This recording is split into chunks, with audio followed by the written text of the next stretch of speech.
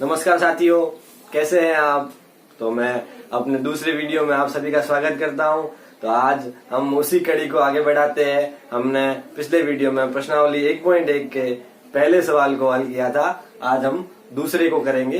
तो चलिए मेरे साथ आगे बढ़िए। और जो मैं सवाल अभी पढ़ने जा रहा हूँ वो आपकी स्क्रीन पर दिख रहा होगा मेरे।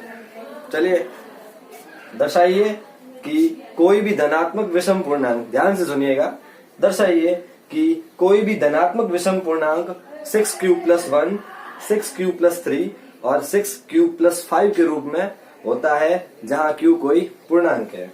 तो मैं लिखता हूं, प्रश्न क्या बोल रहा है हमें कि कोई धनात्मक पूर्णांक है, माना वो धनात्मक पूर्णांक क्या है, a है। माना धनात्मक पूर्णांक बराबर a है। आपका प्रश्न बोल रहा है कि ये धनात्मक पूर्णांक, आप दर्शाइए कि ये धनात्मक पूर्णांक 6q+1, 6q+3 तथा 6q+5 के रूप में लिखा जा सकता है। ये आपको बताना है कि आपने कोई धनात्मक पूर्णांक ले लिया, कुछ भी ले लिया हो, जैसे मान लिए आपने कुछ भी ले लिया हो, जैसे आपने ले लिया हो 11, इसको आप इस रूप में लिख सकते हो।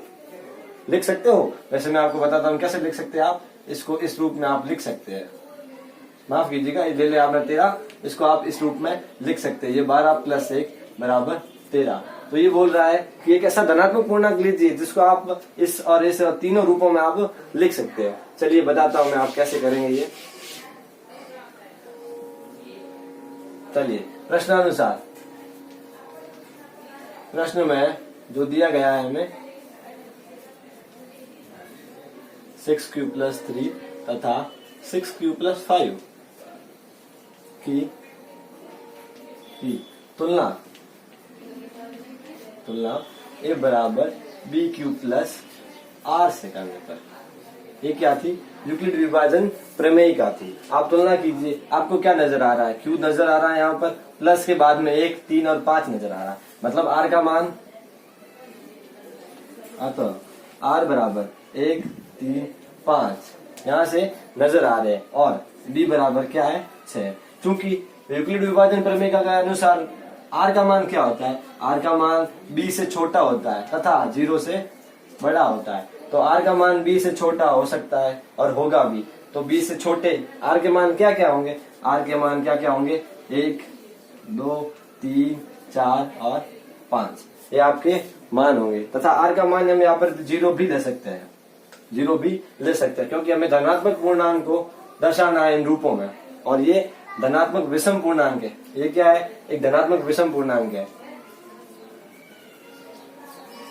ये क्या है, धनात्मक विषम पूर्णांक है। तो हम कैसे करेंगे, हम देखते हैं। चलिए, आपके पास आपकी यूक्लिड विभाजन प्रमेय का ये है, r का मान 0, 1, 2, 3, 4 और 5 और b का मान क्या है, 6।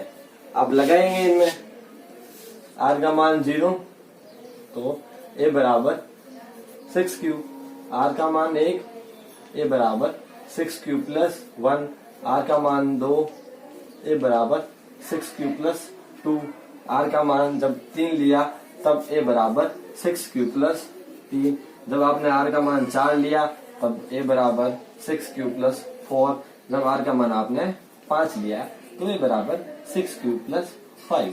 अब ध्यान से देखिए, q क्या है, q एक पूर्णांक है, कुछ भी हो सकता है q के स्थान पर, कुछ भी हो सकता है, माइनस की संख्या हो सकती है, प्लस की संख्या हो सकती है, 0 हो सकता है। आप यहाँ पर q का मान रख के देखिएगा और आप पाएंगे कि ये संख्या तथा ये संख्या, ये सभी क्या है, ये सभी सभी सम धनात्मक पूर्णांक होगी। जबकि प्रश्न बोल रहा है ये सारा, ये एक क्या है, एक धनात्मक विषम पूर्णांक है।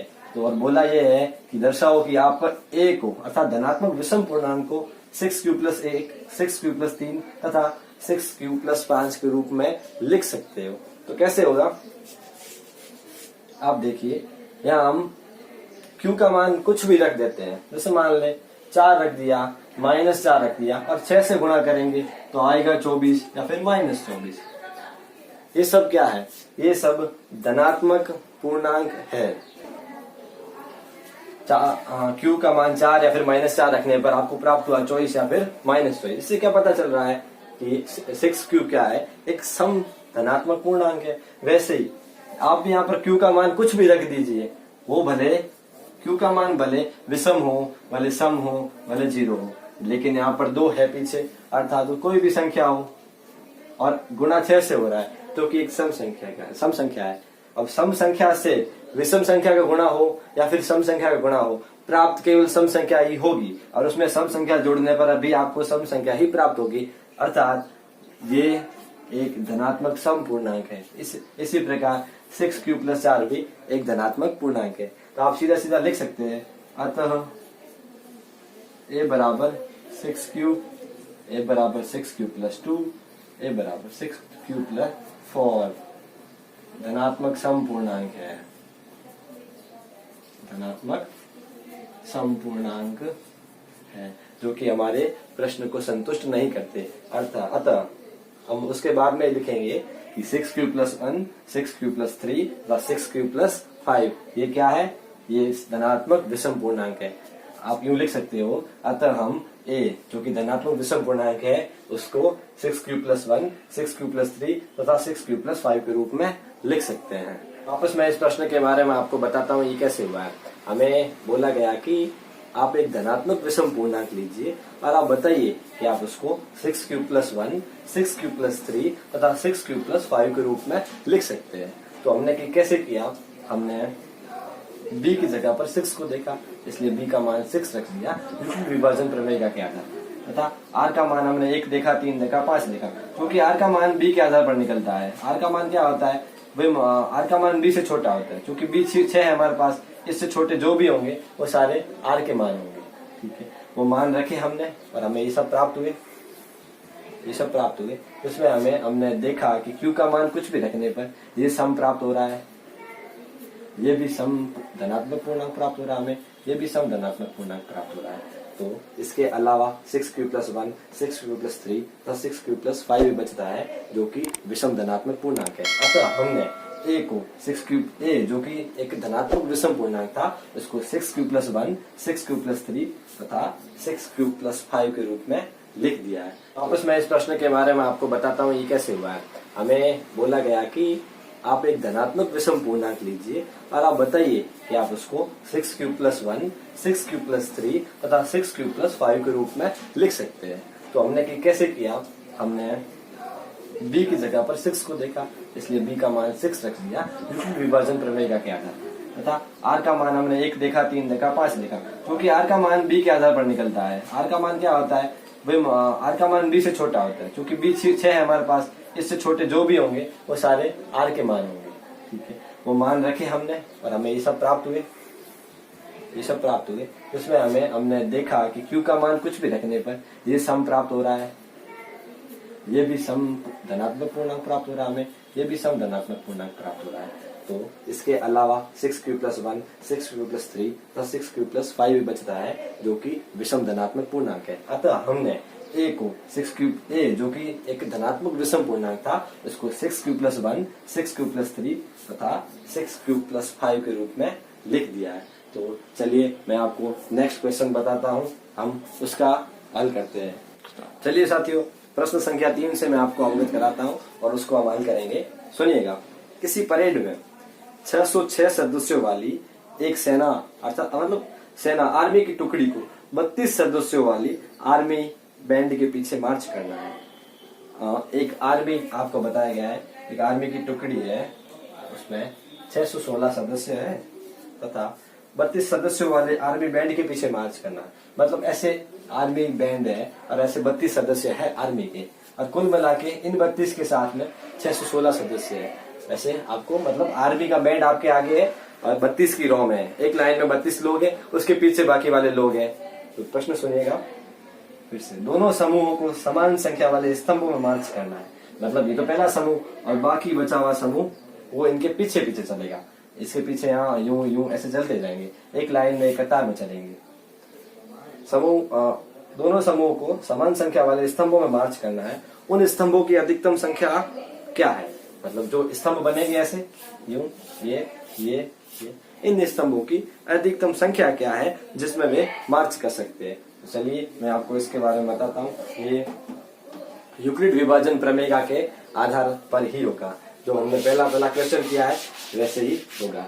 तो आप क्या करेंगे, कुल आर्मी या सेना के सदस्य, कुल सेना सदस्य बराबर 616, और ये प्रश्न आपकी स्क्रीन पर दिया हुआ होगा।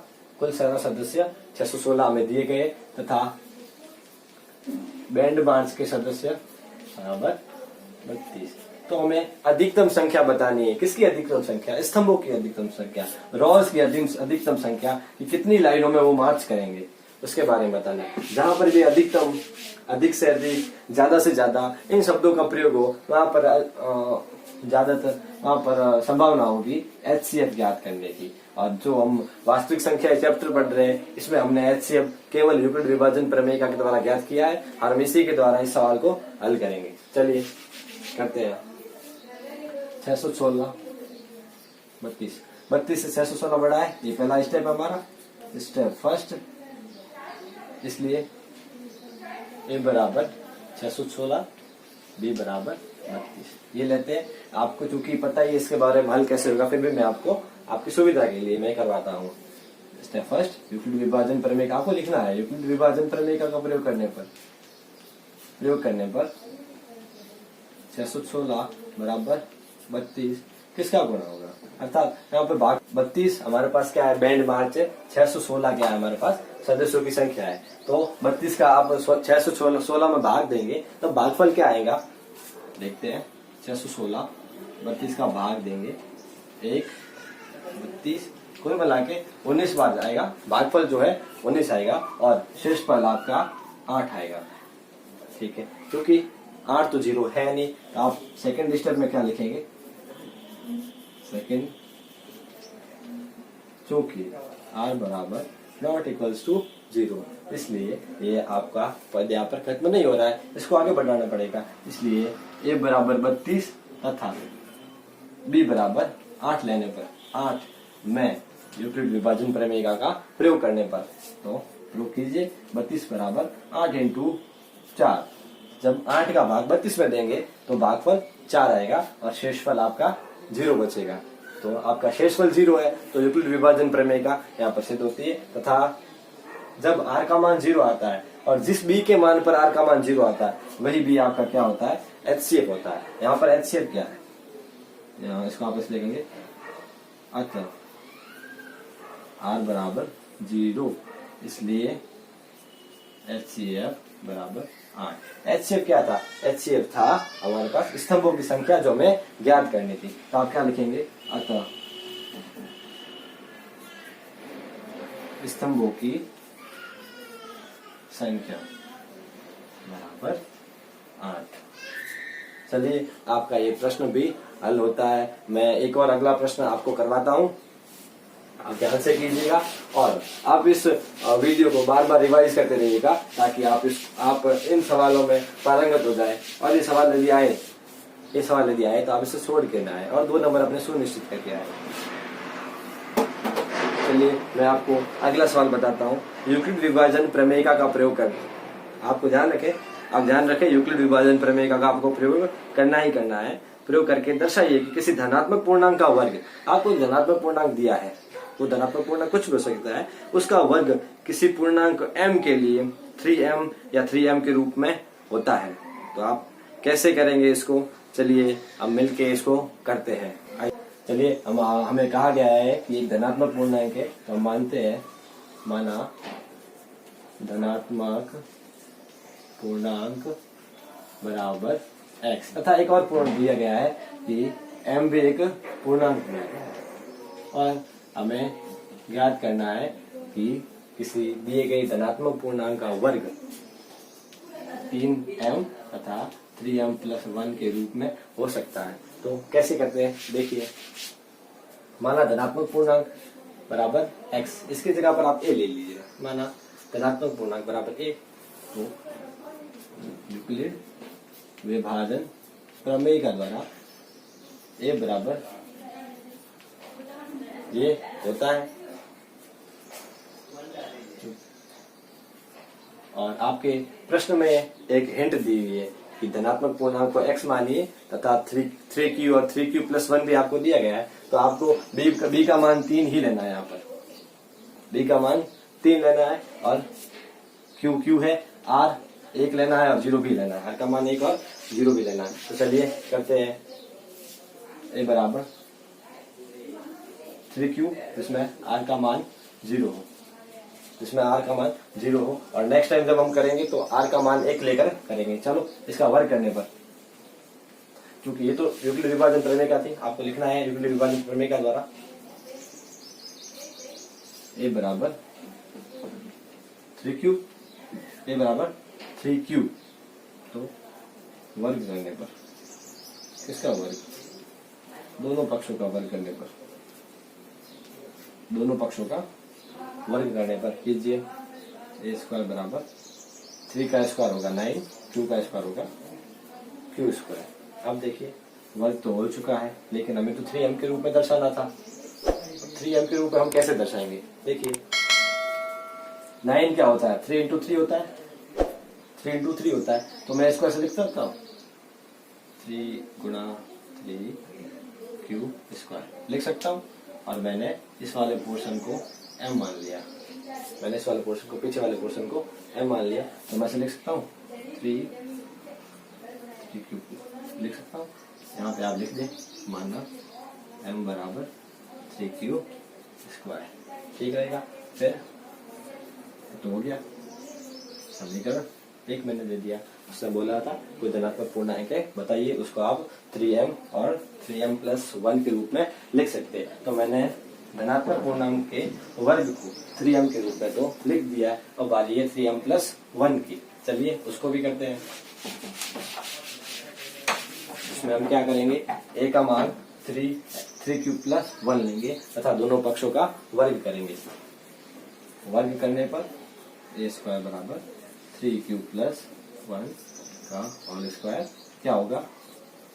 9q square plus 6q+1। अब देखिए वहां पर 3m+1 दर्शाना था, 1 हमारे पास है, इसको आप पीछे रख दीजिए। अब इस वाले में हम क्या करेंगे? 3 ले लेंगे कॉमन। देखते हैं कैसे होगा। 9q स्क्वायर 6q, यदि मैं यहाँ से 3 कॉमन लेता हूँ तो पीछे क्या बचता है? 3q स्क्वायर प्लस 2q ये बचता है। और इस पूरे पोर्शन को मान लेंगे m, तो हमारा प्रश्न हल हो जाएगा। 3 कॉमन लिया, इसमें क्या बचा?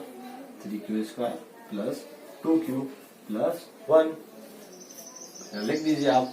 माना 3q स्क्वायर प्लस 2q बराबर m, इसलिए ये आपका 1। अतः कोई धनात्मक पूर्णांक हमने लिया a, उस धनात्मक पूर्णांक का वर्ग, उसको हमने 3m, इसको 3m के रूप में समीकरण 1 से लिख दिया था और ये समीकरण 2 हमने लिखा। आप तब इसका हल लिखेंगे तो नीचे लिखेंगे, मैं यहाँ लिखता हूँ, अतः धनात्मक पूर्णांक a के वर्ग को 3m+1 के रूप में लिख सकते हैं अर्थात दर्शा सकते हैं। तो अगला सवाल जो आपका है वो इसी के जैसा है सेम। इसमें आपने वर्ग किया है, उसमें आपको घन करना है, उसमें आपको घन करना है। जैसे आपको ये दे दिया 3q, इसमें आपको घन करना है अर्थात क्यूब करना है, तब ये होगा। वहां पे आपको ये दिया होगा, इसको भी 3m के रूप में आप लिखिए। तब आप क्या करेंगे? इसको ऐसे लिख सकते हैं हम, तब m बराबर 3q, इसको आप m मान लेंगे, तब आपका 3m आ जाएगा। तो आप इसी विधि के द्वारा अगले प्रश्न को भी हल कर सकते हैं। इसमें आपने वर्ग ज्ञात किया था, उसमें आप घन ज्ञात करोगे। तो इसी के साथ आपकी प्रश्नावली 1.1 पूरी होती है। तो मिलते हैं अगले वीडियो के साथ, जिसमें मैं आपको आपकी आगे की प्रश्नावली 1.2 हल करवाऊंगा। धन्यवाद।